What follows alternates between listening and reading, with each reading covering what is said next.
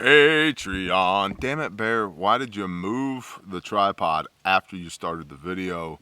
It made my little eardrums hurt with my earbuds. Sorry. Cuz. We've talked about this before. Best information, worst production quality. It's just something you're gonna have to deal with. Cuz, my production quality has resisted all attempts to upgrade it throughout the years. That might have been my personality. I'm sorry, was it my personality has resisted all attempts to... Either way, whatever, it's what you got. Hillbilly Homesteader 1776 said, "Alright, I'm sure you get this, and you've probably answered it, but...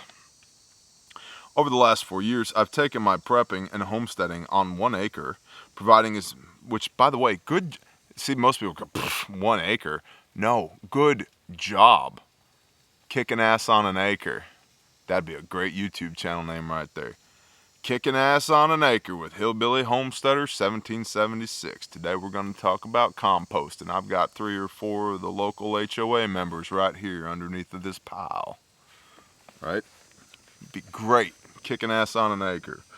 Over the last 4 years, I've taken my prepping and homesteading on 1 acre, providing as much for myself and the missus as possible, to what I think are impressive levels. I have a couple of great neighbors who are a big part of my SHTF group. The issue I'm finding is they won't go past having their toes dipped into raising and growing, etc. I've tried multiple ways to edge them along with minimal success. Do I keep trying, or just kind of back off and do my own thing? I appreciate your thoughts and suggestions." Do I keep trying, or just kind of break off and do my own thing? What if? Because I can answer both. We can play both sides of the coin here. What about the edge of the coin? We'll talk about the edge of the coin in a minute. On the one hand, if they're great people but they're not bought in, F them. Right? I can easily make that argument. You're going to feed them out of your food and your food production, and they're not even making the effort. What are they going to do when the balloon actually goes up? Yeah, they're going to be super thankful that you had all that food and that you can teach them how to do all the stuff in their backyard that you're already doing that they should be doing right now. Easy. Easy argument to make. Not necessarily wrong argument to make. The question is, how much do you value the relationship that you have with these people? How integral of a part of your SHTF group are they? Cost-benefit analysis. I know, I hate gray area, and here we are delving into it. Come on, Breeze. Y'all hear that, Breeze? I got a steak. I got a freaking ribeye. No, I'm sorry, I lied. T-bone off of a grass-fed, locally processed cow that the local butcher put down back before the world ended. We got a whole cow put up in the freezer for $850. Whole cow. I don't mean like in pieces the size of a Chevy small block. I mean like processed out, wrapped, labeled, the whole 9, $850. A couple years ago. And because it's been in the freezer for a couple of years, it needs to get 8. And also, I got a bunch of juvenile male sheep that need to get 8. And I got to have a place to put them, which means I have the unfortunate task today of cooking a T-bone over a fire in the woods. Praise Yah. And so if you see me being distracted over here, you see that? Yeah. Yeah. It's rough, right? Life goals. Become a YouTuber, move to the woods, eat cow. This is pretty good. What about the other side of this coin, or the gray area here? Right, cost-benefit analysis. How much do you love these people? What skills do they have? Because clearly you're doing pretty good in your suburban homesteading aspirations here, right? Quite impressive levels were your words. Now, the thing about food production is not only is it incredibly important, but it's tangible. You can see it. It's a tangible. We started with this much seed, and now we have this much food. Praise Yah. what tangible or intangible skills do they have? Are they really good at networking? Are they good at codifying, correlating intelligence? Are they? Do they have some security training? Are they handy? Is there some political reason why you might keep them around? They know everybody in the neighborhood and everybody likes them. Okay. Do they own land outside of wherever it is that you live on 1 acre that you could potentially bug out to at a later point if needed? Do they have a daughter you want to marry your son to? You know, there's lots of reasons why you might keep somebody around, right? So, this gets back to, can you feed them? Do you want to feed them? People all the time are like, well, I just feel bad. I want to prep for my 13 cousins, but they don't get it, and I just feel like I'm supposed to. Can you?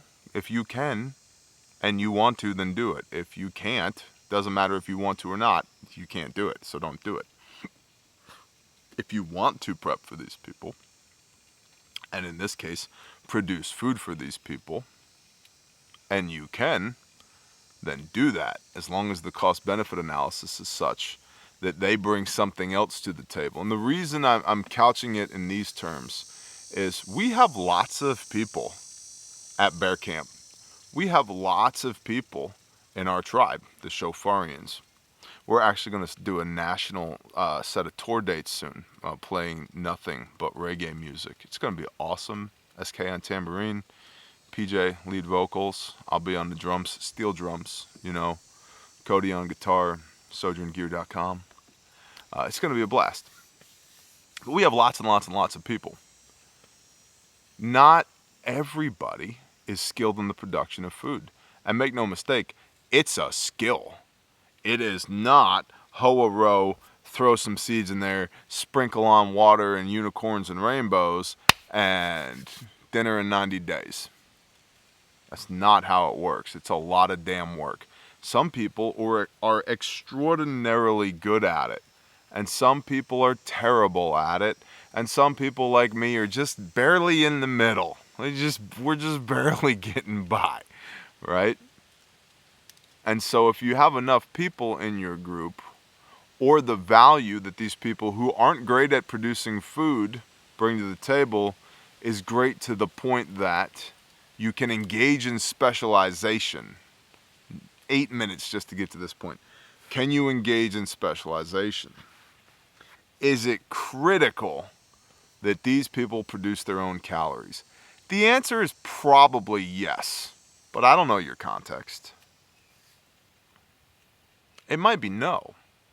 And maybe they bring something else to the table that's so freaking valuable that we'd be dead in the water without it. Their commo skills, their medical skills, their soft power, influence, coercion, networking, political power skills, right? Their ingenuity, they're tinkerers.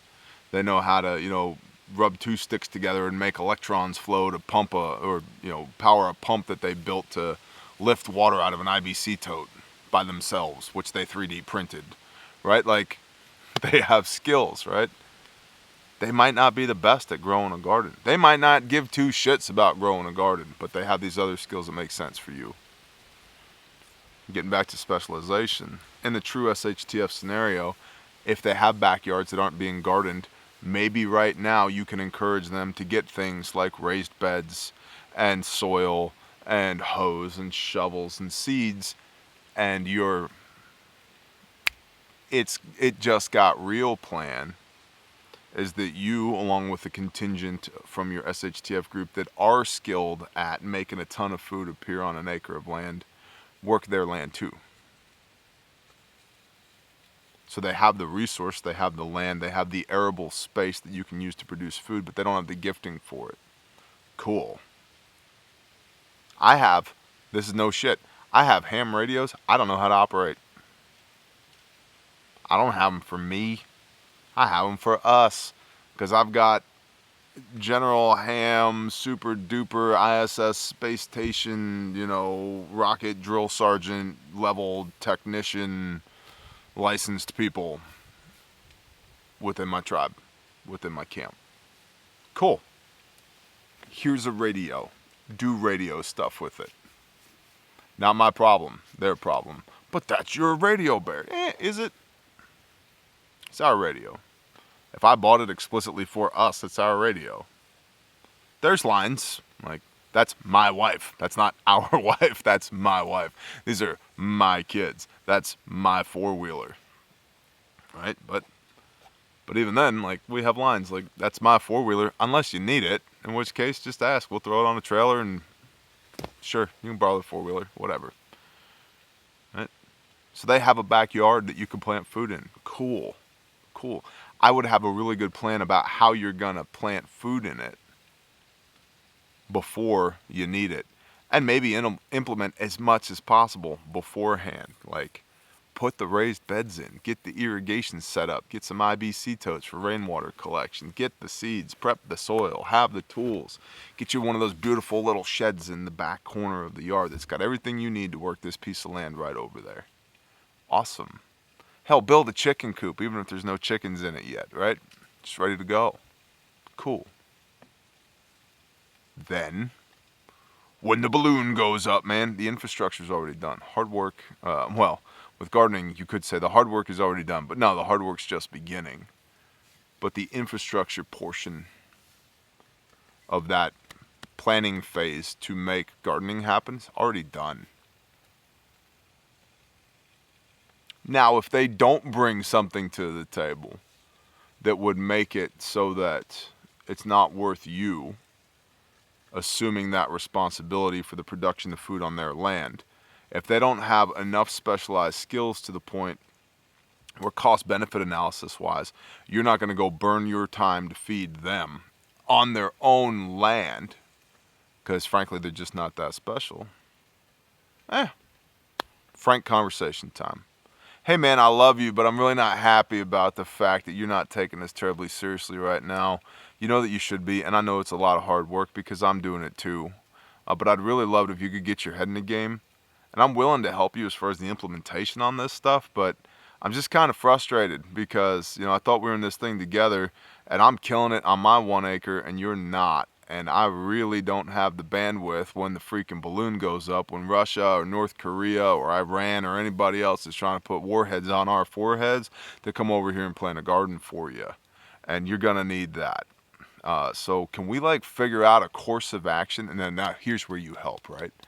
Like, explain your frustration, explain your concern, then offer suggestions. And then here's the tricky part, you got to listen when they respond, right?